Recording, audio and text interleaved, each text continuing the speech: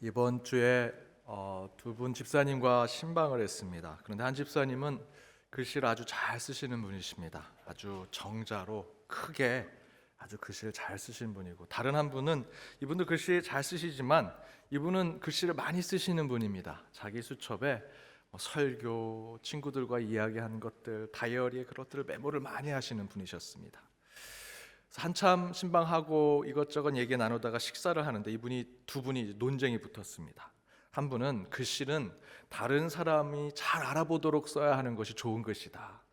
다른 한 분은 글씨는 내가 쓰고 내가 이해하면 됐지, 다른 사람한테 보여줄 필요가 뭐가 있냐, 내가 많이 쓰면 잘 쓸 수 있도록, 다음에 보면 잘 이해할 수 있도록 쓰기만 하면 된다, 이렇게 얘기하셨습니다. 그리고 제게 묻습니다. 목사님, 어떤 게 맞습니까? 뭐라고 대답해야 할까요? 꼭 그렇게 질문하신 분이 있습니다. 목사님, 우리 구역 너무 좋죠. 우리 구역이 좋아요. 저쪽 구역이 좋아요. 이런 질문 하지 마십시오. 너무 힘듭니다. 다 둘 다 좋죠. 이 두 분의 말씀도 둘 다 맞습니다. 글씨는 남이 잘 읽도록 또 써야 되고요. 또한 저희가 잘 읽을 수 있도록, 잘 이해할 수 있도록 또 글씨를 써야 합니다. 근데 저는 둘 다 참 글씨를 쓰는 데 좀 부족한 자입니다. 글씨가 좀 악필이기도 하고요. 글씨를 쓰고도 제가 잘 못 알아볼 때도 있습니다. 가끔 제가 설교 때 이제 예화로 또는 좋은 문구들 있을 때 제 그 설교 수첩이 있습니다. 설교 예화 노트에 이렇게 책을 읽다가 중요한 부분이 있으면 거기에 메모를 하고, 또 영화를 보거나 또는 누구의 강연을 들을 때 그 설교 노트에 빨리 적어 놓습니다. 근데 빨리 적고 빨리 급하게 하다 보니까 안 그래도 제가 악필인데 나중에 이렇게 펴서 보면 제가 도대체 뭐라고 썼는지 알아보지 못할 때가 많습니다. 그래서 제 아내한테 여보, 이거 뭐라고 썼는지 좀 알아봐 주세요, 이렇게 얘기하면 제 아내가 아니, 당신이 써서 당신도 못 알아보는데 내가 어떻게 알아봅니까? 라고 하면서 제 아내가 이렇게 충고합니다.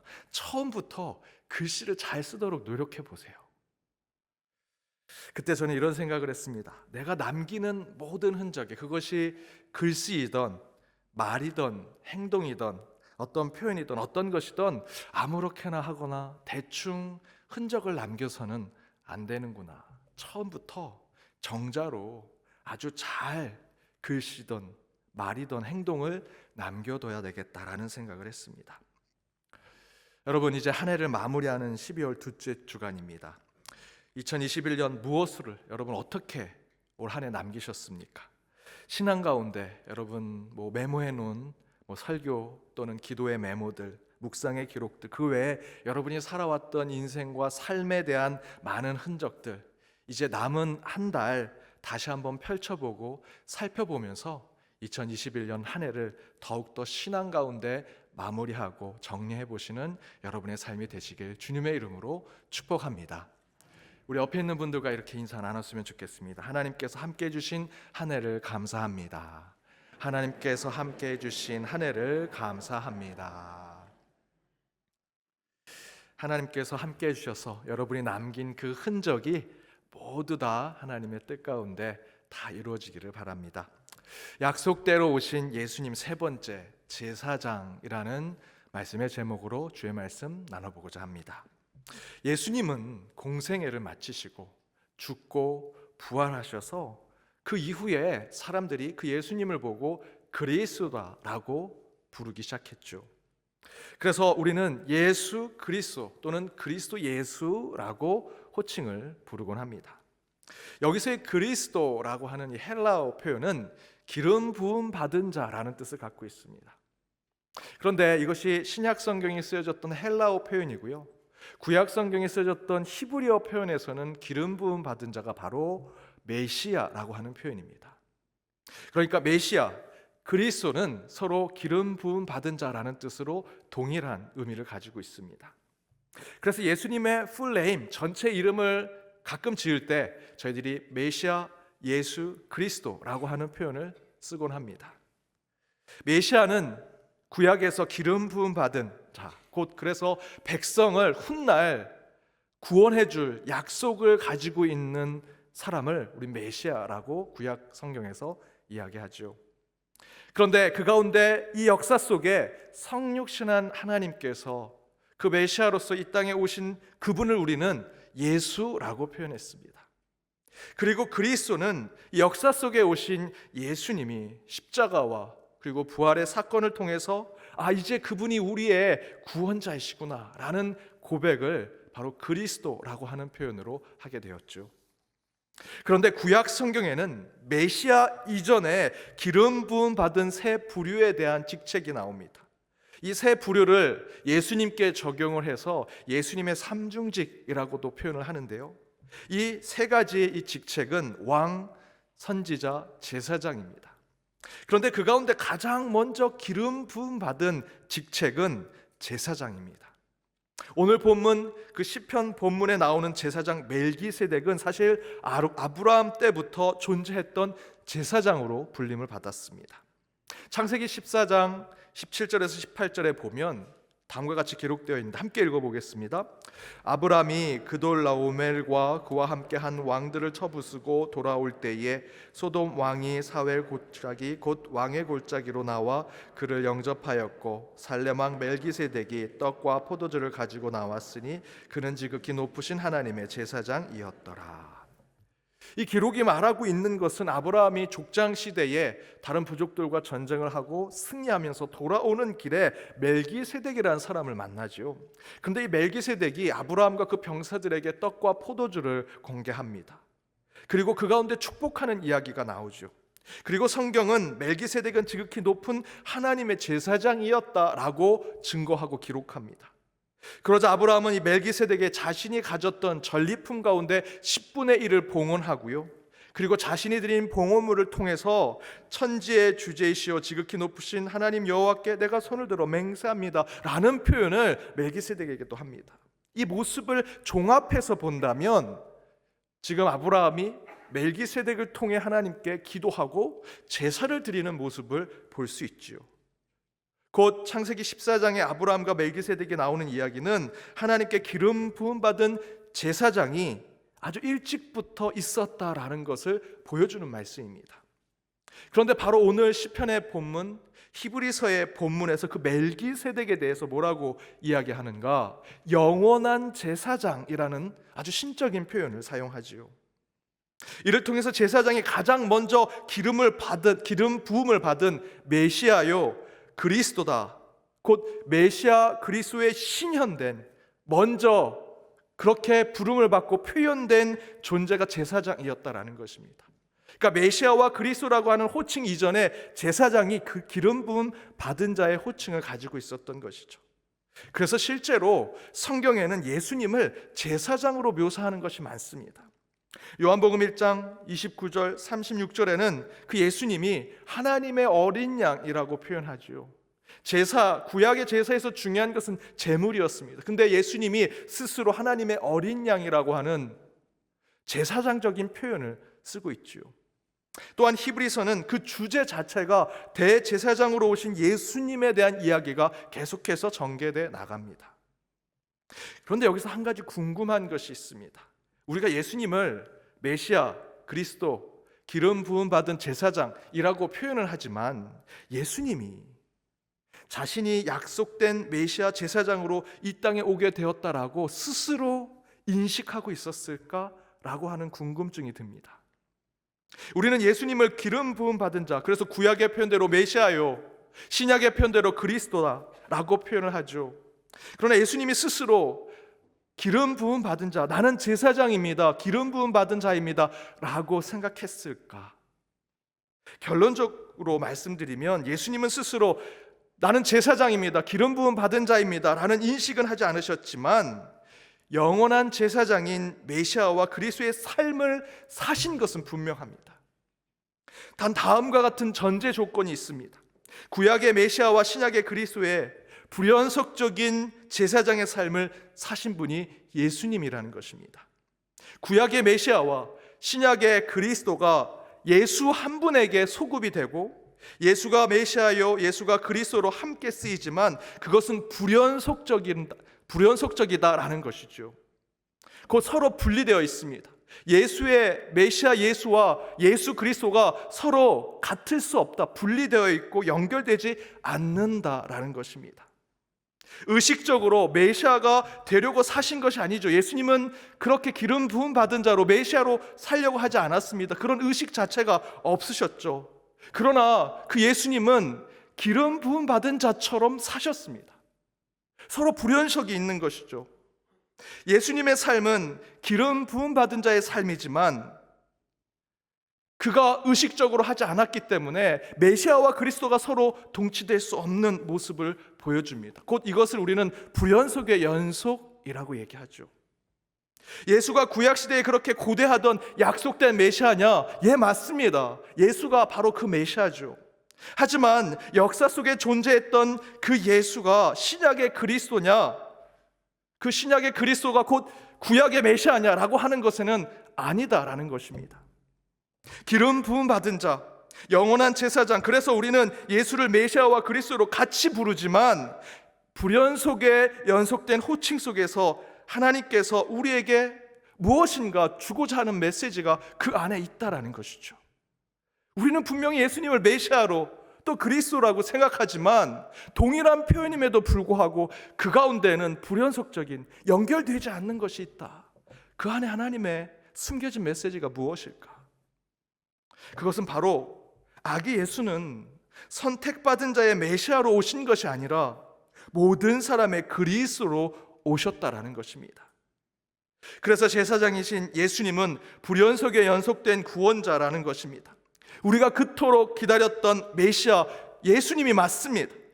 하지만 예수님은 3년의 공생의 삶과 십자가와 그의 죽음 그리고 부활을 통해서 우리의 그리스도가 되셨죠.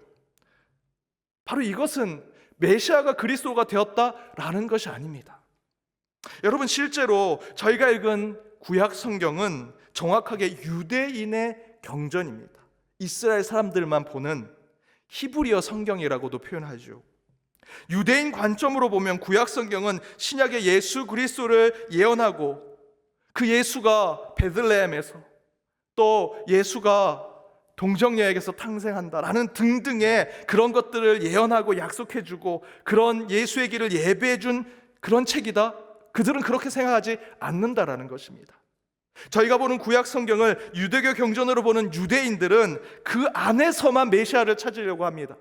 구약 성경 밖에서는 구원자, 메시아는 없다. 구약 성경 안에서만 메시아가 있다라고 생각하는 것이죠. 바로 그 메시아가 베들레헴에서 태어난 역사 속의 예수라고 주장하는 것은 지금 이 자리에 있는 저와 여러분과 같은 그리스도인들 뿐이라는 것입니다. 유대인들은 인정하지 않지요. 바로 그렇다면 신약에서의 구원자 예수 그리스도를 전제로 하지 않는 유대교 경전에서의 그 메시아는 그렇다면 어떤 존재인가? 구약 성경에서 나오는 메시아는 도대체 그들은 그를 어떻게 보고 있는 것인가? 간단하게 심플하게 말씀드리면 바로 유대교 경전인 구약 성경에서 얘기하는 메시아 예수는 다윗 왕권을 회복할 정치적 군사적 메시아에 불과하다는 것입니다. 구약의 메시아는 정치 신학적인 인물입니다. 정치 신학적인 인물이란 뜻은 내 편, 내 나라, 내 민족, 내가 다스리고 내가 정치할 대상을 위한 존재로 이 땅에 오신 분을 이야기하는 것이죠. 어쩌면 예수님을 나의 구원자, 나의 하나님이라고 선포했던 제자들과 그 예수를 쫓았던 사람들도 처음에는 예수님을 바라보면서 예수님의 그 행적을 보면서 이분이 내가 구약 성경을 보았던 우리의 경전이었던 히브리 성경에 나와 있는 그 메시아구나라는 그런 생각으로 예수를 그리스도로 불렀다라고 생각할 수 있습니다. 하지만 예수님은 2000년 전 역사적 존재로 이 땅에 오셨고 예수님이 보여주신 공생애의 모습은 다윗 왕권을 회복할 군사적, 정치적 메시아의 모습, 물론 그런 모습도 있긴 했지만 예수의 십자가와 부활 사건 이후로 사람들은 그를 그리스도로 부르면서 구약의 메시아와 연속적인 것처럼 보이지만 그렇지 않은 완전히 다른 의미에서 그리스도, 영원한 제사장, 구원자로 예수를 부르기 시작했다라는 것입니다. 그것이 바로 그리스도 예수는 팔레스타인 땅에 다윗 환생을 바라는 유대인들만을 위한 제사장 메시아가 아니라 유대인, 이방인, 헬라인, 야만인 모두를 위한 구원자로 오신 분이 바로 지금 이 대림절 우리가 기다리고 있는 그 예수님입니다. 그런 정치 신학적이고 유대교 중심주의에 빠져 있을 법한 사도 베드로가 그 예수님을 그의 생전에 만났습니다. 그가 구약 성경에 나와 있는 메시아라고 생각했습니다. 그래서 이 땅에 군사적으로 정치적으로 힘 있는 메시아가 돼서 우리를 구원해주고 해방시켜줄 그런 뜻으로 예수를 쫓아다니다가 그들이 생각하는 메시아는 죽으면 안 되죠. 그런데 그가 골고다의 언덕을 오르고 십자가에서 죽습니다. 그리고 다시 부활하는 그 사건을 경험한 후에 사도 베드로가 이렇게 고백하죠. 베드로전서 2장 9절입니다. 함께 읽겠습니다. 그러나 너희는 택하신 족속이요 왕같은 제사장들이요 거룩한 나라요 그의 소유가 된 백성이니 이는 너희를 어두운 데서 불러내어 그의 기이한 빛에 들어가게 하신 이의 아름다운 덕을 선포하게 하려 하심이라. 앞부분에 뭐라고 얘기하죠? 너희는 택하신 족속이요 왕같은 제사장들이다. 왕같은 제사장. 이 왕같은 제사장에 대한 주어가 누구입니까? 너희는, 지금 저와 여러분, 우리를 얘기하는 것이죠. 너희는 이제 왕같은 제사장이 되는 것이다. 사도 베드로는 바로 메시아로 받아들였던 예수가 십자가와 부활의 사건으로 그리스도가 되시면서, 특별히 예수가 십자가에서 죽으실 때 여러분 다 아시는 대로 성소의 휘장이 찢어지죠. 그 사건을 통해 이제 제사장, 곧 기름 부음 받은 사람만이 성소로 들어가는 것이 아니라 이제 우리 모두가 그 제사장만 들어갔던 그 성소로 들어갈 수 있게 되었다라는 것입니다. 바로 그 표현이 베드로전서 2장 9절의 말씀이죠. 그것을 사도 베드로는 왕같은 제사장이라고 부르면서 그 주어가 이제 우리가 되었다라고 이야기하는 것입니다. 바로 예수님을 통해 우리는 왕같은 제사장이 되었고요, 그 의미는 곧 이제 우리는 더 이상 구약의 제사장을 통해 구약의 율법과 구약의 제사법을 통해서 주님께 나아가는 것이 아니라 우리가 친히 제사장이 되고 기름 부음 받은 자들이 되어 주님께 나아가는 자들이 되었다. 주 예수 그리스도의 그 십자가, 그의 죽음, 그의 부활을 통해 그 성소의 휘장이 찢어지고 우리는 이제 직접 주님께 기도하고 직접 예배 드리는 자가 되었다라는 것입니다. 따라서 아기 예수가 이 땅에 그리스도로 오시는 것은 그 자체로 변혁적인 은혜라고 할 수 있습니다. 변혁적인 은혜란 무슨 말이냐? 완전히 우리의 삶이 뒤집어 엎어지는 것을 이야기하죠. 우리의 신분이 완전히 바뀌는 것을 이야기합니다. 내 정체성이 완전히 달라지는 것, 죄의 노예로 살고 있다가 그 죄의 사슬을 끊고 이제 하나님의 자녀로서 이 땅의 모든 권세를 누리고 살아가는 자들이 되는 것, 종으로 살다가 이제 그 밭의 주인의 자녀가 되어 그 밭의 모든 것을 경작할 수 있는 권한을 갖게 되는 신분. 메시아 예수가 그리스도 예수로 불연속의 연속으로 전환되면서 우리의 신분이 완전히 바뀌게 되었습니다. 아기 예수의 임재는 우리를 왕같은 제사장으로 만들어주시는 아주 특별한 사건이지요. 우리가 그것을 기념하여 이렇게 대림절을 지키고 있는 것입니다. 예수의 십자가 사건 때 성소의 휘장이 찢어졌고 그 사건을 통해 이제 우리는 누구나 하나님을 직접 만날 수 있는 존재가 되었습니다. 바로 그것을 통해서 예수가 그리스도가 되었다라고 우리는 고백하는 것입니다. 그렇다면 그 고백 가운데 우리가 보여줘야 할, 우리 영적인 공동체가, 이 교회가 보여줘야 할 것은 이 안에 선택받은 자, 그렇지 않은 자로 나눠서는 안 되죠. 유대인, 헬라인, 이방인을 나눠서는 안 됩니다. 백인, 흑인, 아시아인을 피부색으로, 인종으로 우리 교회 공동체가 나눠서는 안 되지요. 주님께서 친히 그 십자가와 부활의 사건으로 휘장을 찢으셨습니다. 모두가 함께 그곳에 들어갈 수 있는 것이지요.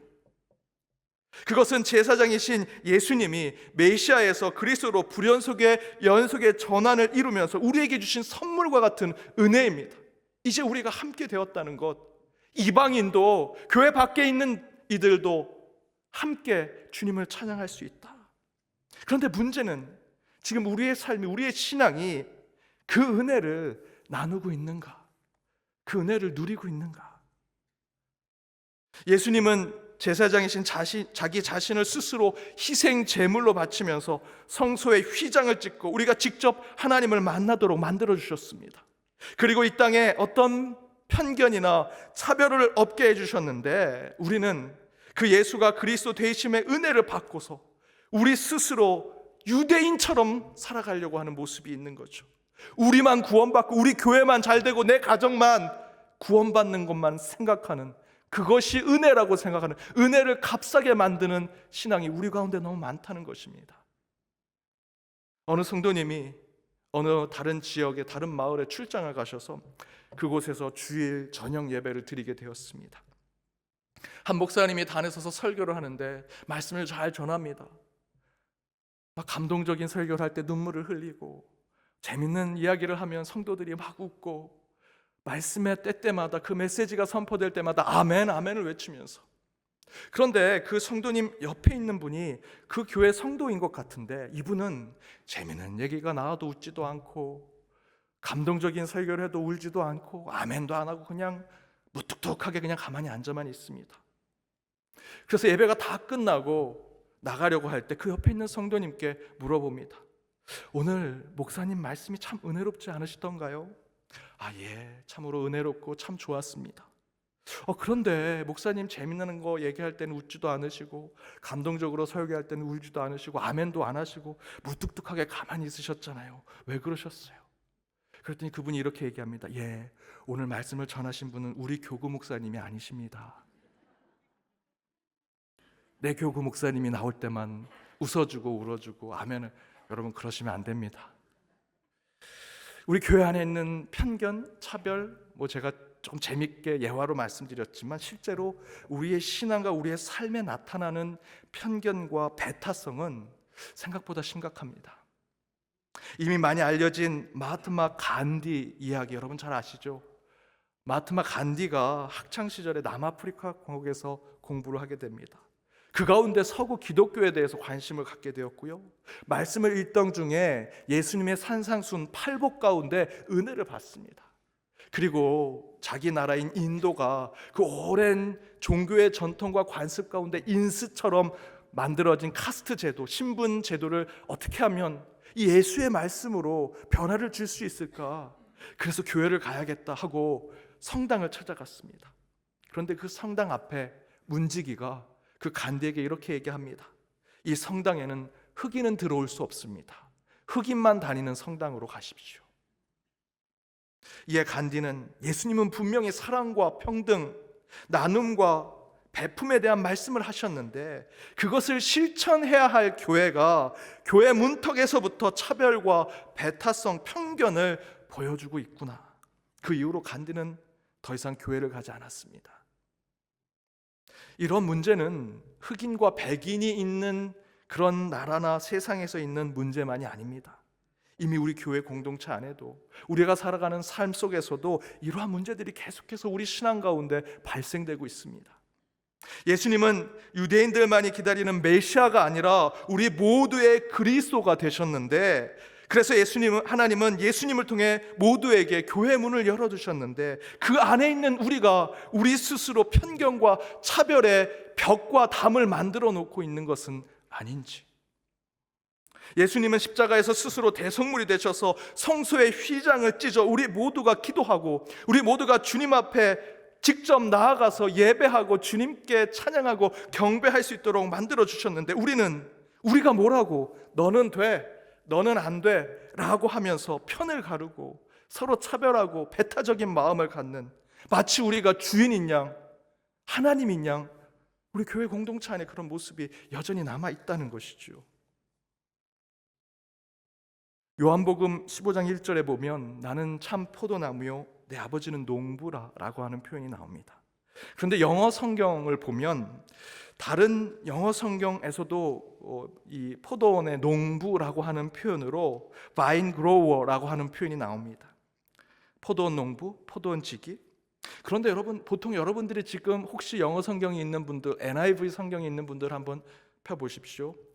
거기에 이렇게 요한복음 15장 1절이 기록되어 있습니다. I'm the true vine and my father is the gardener 라고 표현되어 있습니다. 가드너, 정원사, 포도원 농부보다는 더 큰 의미를 가지고 있죠. 포도원뿐만 아니라 그 포도원이 있는 그 주변에 있는 꽃들과 다른 나무들, 거기에 피어 있는 상추들, 오이들, 다른 풀과 나무들, 그리고 그 포도원에 오는 모든 곤충들도 다 가꾸는 정원사라는 것입니다.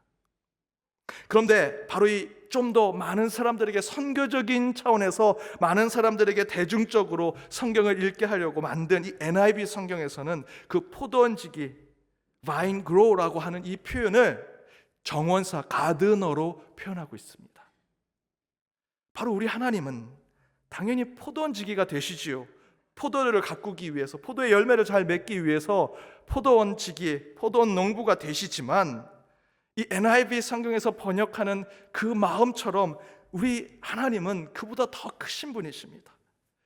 우리 하나님은 형형색색 다양한 풀과 꽃과 나무와 열매들, 그곳을 찾아오는 모든 곤충들도 다 가꾸는 정원사, 가드너로 우리 하나님이 되신다라는 것이죠. 이전에 메시아와 구약의 제사장이 소를 잡고 양을 잡고 동물의 피를 내며 죽음으로 제사를 드리고 그 가운데 제물들의 각을 내고 구별하고 나누고 분리하는 것으로 제사를 이루려고 했던 사람이었다면, 이제 신약의 제사장인 예수 그리스도는 연합하고 함께하고 화해하고 조화롭게 만드는 바로 그런 제사장으로 우리에게 오신다라는 것입니다. 사랑하는 여러분, 이제 우리 예수님은 다양한 색깔, 다양한 모양의 정원을 가꾸는 모든 것의 생명을 살리는 구원자로, 제사장으로, 그리스도로 이 땅에 오셨습니다. 여러분의 모든 모습, 여러분의 직업, 여러분이 지금 생각하고 있는 것, 여러분의 신앙의 정도, 여러분의 모양과 생각, 우리는 마치 형형색색 아름다운 꽃들과 풀들과 나비와 벌들과 곤충들처럼 그렇게 많은 것들이 다양하게 있는 정원과 같은 삶을 살아가고요, 또한 그 가운데 저희도 그런 정원과 같은 인생을 살아가죠. 이 안에 여러분 빨간색만 있어서는 안 됩니다. 파란색만 있어서는 안 됩니다. 꽃만 있어서는 안 되고요, 열매만 있어서는 안 됩니다. 나비만 날아다니면 안 됩니다. 그 모든 것이 함께 어우러져서 하나님이 가꾸시는 정원이 될 때, 이 교회가 그런 형형색색 다양한 것이 함께 아름답게 우리 가드너 되신 하나님이 가꾸시는 그러한 정원이 될 때, 우리 교회는 영원한 제사장을 모시는 교회가 되리라 믿습니다. 그렇게 모든 것을 살리는 생명의 제사장 되시는 예수 그리스도로 말미암아 천국의 풍성함을 경험하는 대림절 이 주간이 되시길 주님의 이름으로 축복합니다. 기도하시겠습니다. 제사장으로 오신 하나님, 이 시간 주님의 말씀 가운데 결단하며 주님 앞에 나아갑니다. 아기 예수 오심을 기다리며 대림절 세 번째 주일을 지킵니다. 임마누엘, 우리와 함께 하신 하나님을 기다리며, 또한 선지자로 오시어 자신이 선포한 하늘의 말씀을 삶 가운데 모두 실천하신 우리 주 예수님을 더욱 고대하면서, 그리고 또한 오늘 주신 말씀대로 죽이고 나누고 분리하며 내 것만을 차지하던 선택받은 자들의 메시아가 아닌 살리고 새 생명을 허락하는 모두의 그리스도로 아기 예수를 기다리는 이 한 주, 더욱 넓은 가슴과 깊은 포용력, 큰 관용의 마음으로 이 성탄을 예배하는 저희 모두가 되기를 바라오며 이 모든 간구 예수님의 이름으로 기도드립니다. 아멘.